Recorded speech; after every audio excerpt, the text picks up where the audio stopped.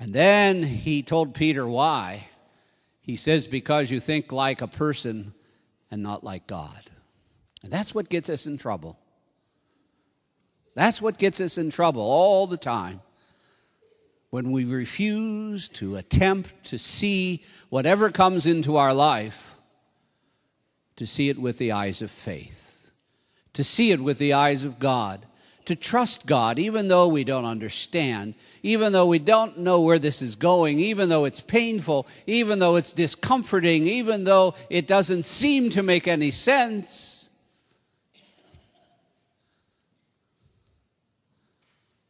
To trust.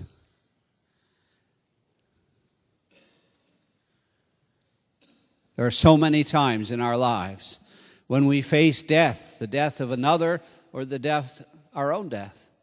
When we face sickness or discomfort.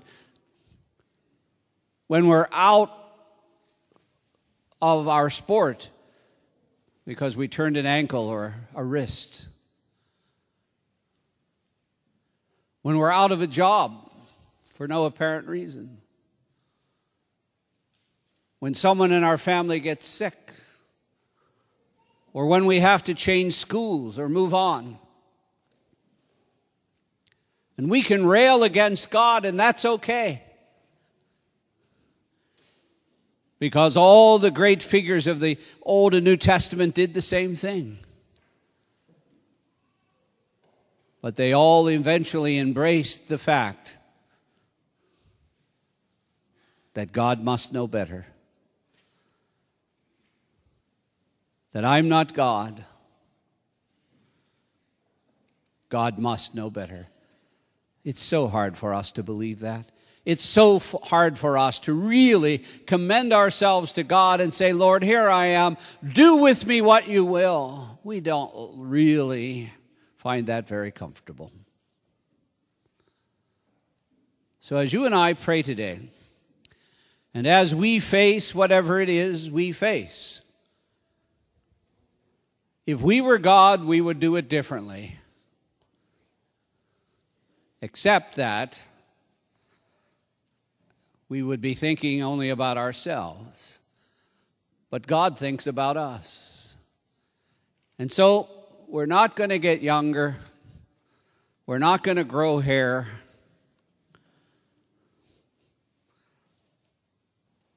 We're not going to get taller. We're not going to get richer. If I were God, I'd win the lottery. Right? Remember, there's a mortgage. But look at the destruction that winning the lottery has wreaked in so many people's lives.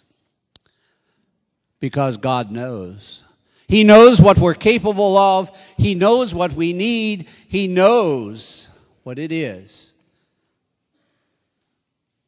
that will be useful to us. So, as you and I pray today, let us remember Jeremiah.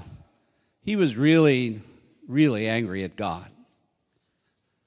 But his final words, I think, typify what we should be feeling and what we should know about God.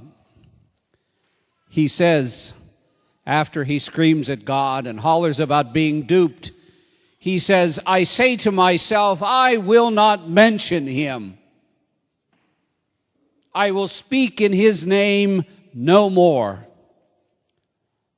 But then it becomes like fire burning in my heart, imprisoned in my bones, and I grow weary holding it in. I cannot endure it. If you know God's love, you can't be mad very long. If you know God's love, you can't hold it within you.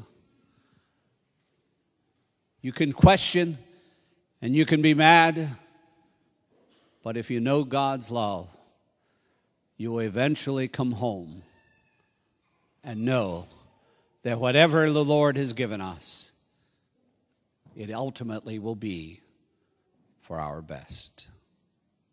Oh, we so much would like to be God. God help us, if that were so. For he sees so much more and knows so much more than we ever could. Be mad at God today if you need to be, but never lose sight of the fact that he loves us in spite of all. Be at peace.